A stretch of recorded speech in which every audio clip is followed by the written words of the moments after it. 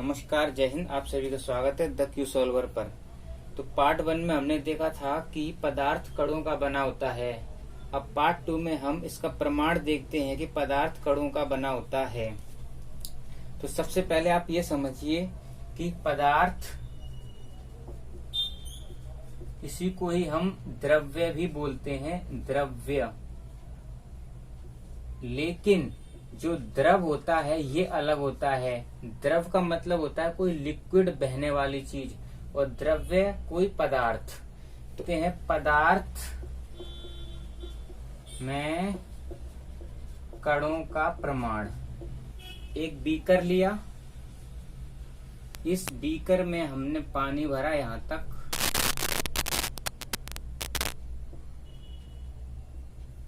और इस पानी के अंदर हमने कुछ ठोस कण पोटेशियम परमैंगनेट के डाल दिए। तो ये क्या है? Potassium permanganate. पोटेशियम परमैंगनेट, जिसका फॉर्मूला होता है KMnO4।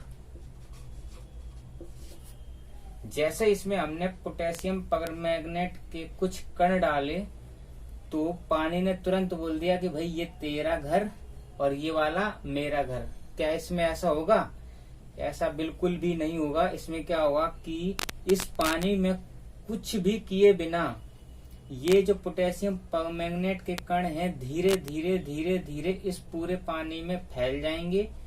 और पोटेशियम परमैंगनेट बैंगनी रंग का होता है, इसीलिए इस पानी को भी वो पूरा का पूरा क्या कर देगा?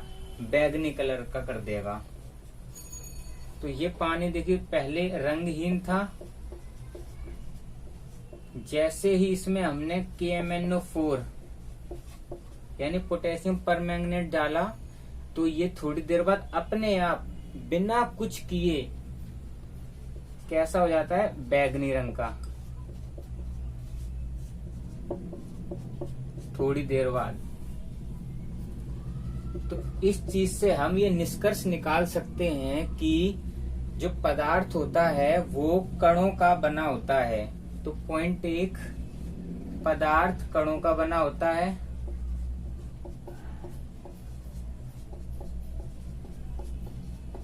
और पॉइंट 2, जब इसमें पानी पहले से भरा हुआ था उसके बावजूद भी ये परमैंगनेट यानी KMnO4 पूरे पानी में फैल गया। इसका मतलब इस पानी के बीच में खाली जगह थी। तो कणों में और क्या होता है? रिक्त स्थान। कणों में रिक्त स्थान। और हमने देखा कि इस पानी में बस हमने इस कणों को रख दिया KMnO4 को, और हमने फिर कुछ भी नहीं करा, ये अपने आप ही पूरे में फैल गया। तो तीसरा, इसमें और क्या गुण होंगे कि कण गतिमान रहते हैं। गतिमान रहते हैं। इस एक प्रैक्टिकल से हमें 3 चीजें पता चली कि पदार्थ कणों का बना होता है, दूसरा कण के बीच में यानी पदार्थ में रिक्त स्थान होता है, और तीसरा कण हमेशा गतिमान रहते हैं। अब हमने देखा कि जब हमने इसको हिलाया ही नहीं पूरे पानी को, उसके बावजूद KMnO4 पूरे पानी में फैल गया। तो इस तरीके को हम क्या बोलते हैं? बिना कुछ किए ही जब 2 चीजें एक हो जाएं या 2 चीजें आपस में मिल जाएं तो उसे हम क्या बोलेंगे? विसरण। उसे क्या बोलेंगे हम? विसरण। जिसे इंग्लिश में हम बोलते हैं डिफ्यूजन। डिफ्यूजन। देखिए डिफ्यूजन बना किससे है? DIF, डिफ जमा में फ्यूजन। फ्यूजन का मतलब होता है किसी चीज को जोड़ना, मतलब 2 चीजों को जोड़ना। और डिफ का मतलब है अलग अलग। तो विसरण का जो परिभाषा होगी वो क्या होगी? 2 अलग अलग पदार्थ के कणों का बिना किसी बाहरी सहायता से, अर्थात स्वतः मिलना ही, खुद मिलना ही या मिश्रित होना ही क्या कहलाएगा? विसरण। तो विसरण की परिभाषा क्या होगी? अलग अलग पदार्थ के कणों का स्वतः यानी कि खुद से स्वतः मिश्रित होना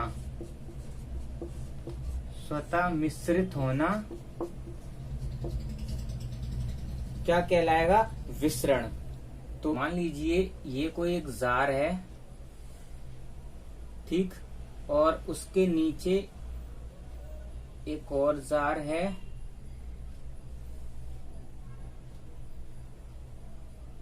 और बीच में एक अवरोधिका लगी हुई है, और नीचे वाले जार में ब्रोमीन गैस भरी हुई है।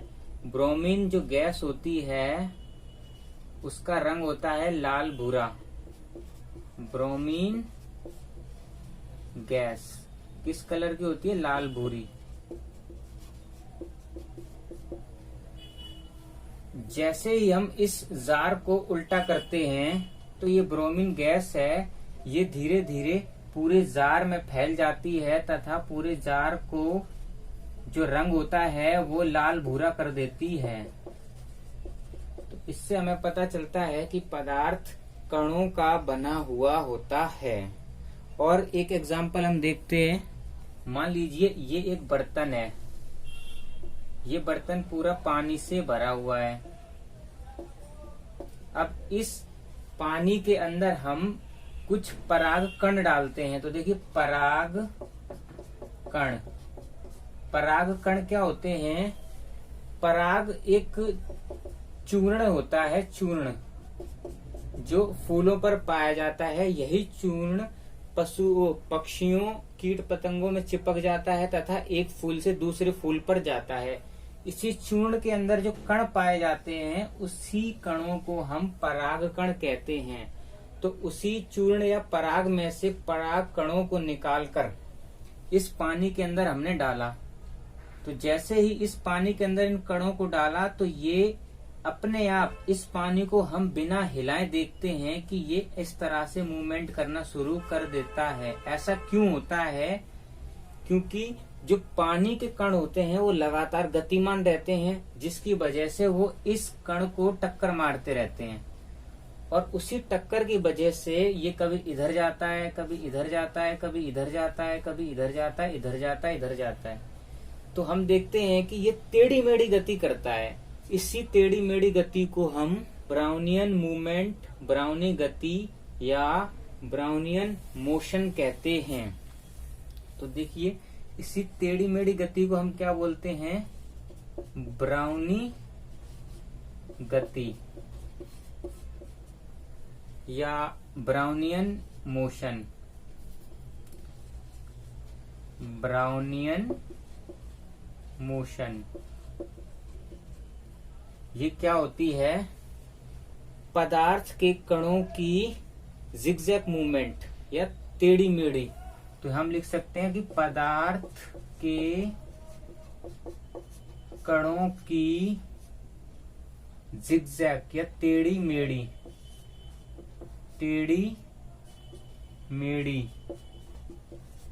जिसे इंग्लिश में हम बोलेंगे जिगजैग,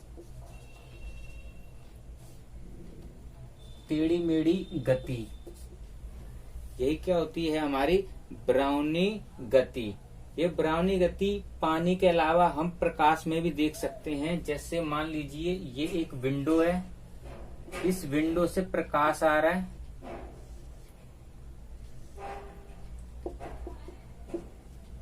तो आप इस प्रकाश के 90 डिग्री पर खड़े हो जाइए, अर्थात लंबवत यहाँ पर, और आप देखेंगे कि इस प्रकाश के अंदर कुछ जो कण होते हैं, धूल के कण नजर आते हैं, वो ऐसे ऐसे ऐसे ऐसे आगे पीछे ऊपर नीचे दाएं बाएं ऐसे चलते हुए दिखाई देंगे। तो इन्हीं कणों की जो ये जिगजैग मूवमेंट है, इसी को ही हम बोलते हैं ब्राउनी गति। नंबर 1, सबसे पहले देखा कि पोटेशियम परमैंगनेट में कि कण अपने आप ही मिल गए तो गतिमान रहते हैं। नंबर 2, उनके बीच में रिक्त स्थान होता है। और नंबर 3, तो वो गतिमान रहते हैं, उनके बीच में हमेशा रिक्त स्थान रहता है। और पदार्थ के कण बहुत छोटे होते हैं, बहुत छोटे होते हैं, बहुत छोटे होते हैं। नंबर 4, एक दूसरे को आकर्षित करते हैं, एक दूसरे को आकर्षित करते हैं।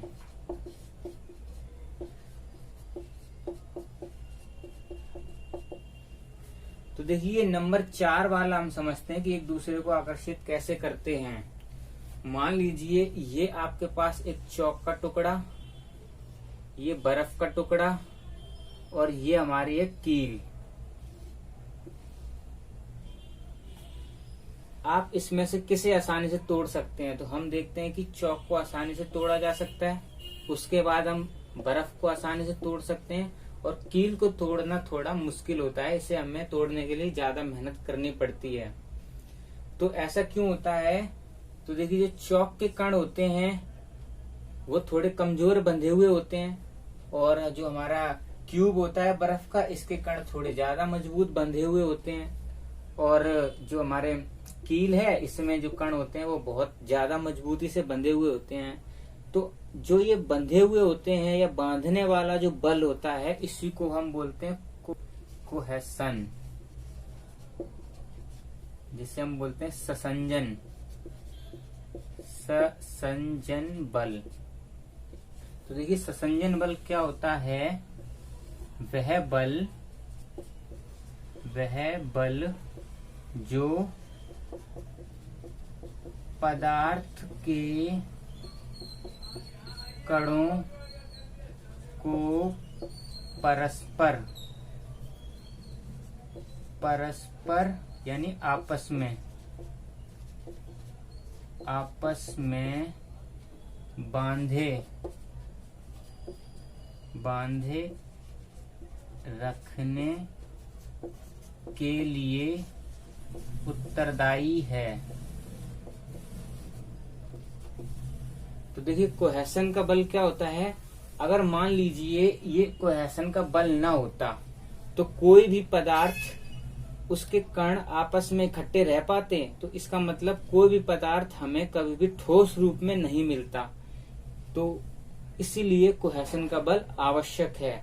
कोहेसन का बल क्या होता है कि कणों को आपस में बांधे रखने का काम करता है। अब एग्जाम्पल के तौर पर गैस, तो गैस में जो होता है ये कोहेसन बल बहुत कम होता है, क्योंकि इसके कण खुले हुए होते हैं, और उससे ज्यादा जो होता है वो द्रव में होता है, क्योंकि द्रव उड़ नहीं सकता लेकिन बह सकता है। और सबसे ज्यादा जो कोहेसन का बल होता है वो ठोस में पाया जाता है। अब यहाँ पर आप 2 टर्म समझ लीजिए, तरल और तरलता। ये तरल क्या होता है? कोई भी द्रव, ठीक। और तरलता क्या होती है? बहने का गुण। तो देखिए इसमें द्रव भी आ जाएगा और गैस भी आ जाएंगी, और तरल में क्या होगा? द्रव।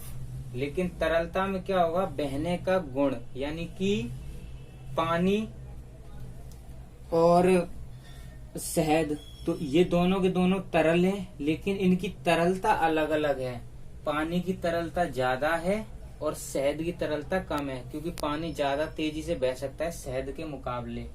वहीं पानी और मिट्टी का तेल, तो अब इन दोनों में देखिए तरल भी है और इनकी तरलता अलग अलग है, क्योंकि मिट्टी का तेल ज्यादा तेजी से बह सकता है पानी से। ठीक उसी प्रकार से देखिए दृढ़ और दृढ़ता। दृढ़ का मतलब होता है मजबूत, है ना, जो बेंड ना हो, अनबैंडेड। जो जिसे मोड़ा ना जा सके, है ना, अनफोल्डेबल हो, मजबूत, एकदम ठोस। और दृढ़ता क्या होती है, इसका गुण। ये एक क्या है, गुण। और ये दृढ़ क्या होता है, मजबूत, जिसे मोड़ा ना जा सके, ठोस। जैसे एक लोहे की रॉड और एक लकड़ी की रॉड। तो देखिए, लकड़ी की रॉड और लोहे की रॉड दोनों दृढ़ हैं, मजबूत हैं, लेकिन दोनों की दृढ़ता अलग अलग है। लकड़ी वाली है जल्दी टूट जाएगी, जबकि लोहे वाली बाद में टूटेगी। और यहाँ वीडियो संपन्न हुई।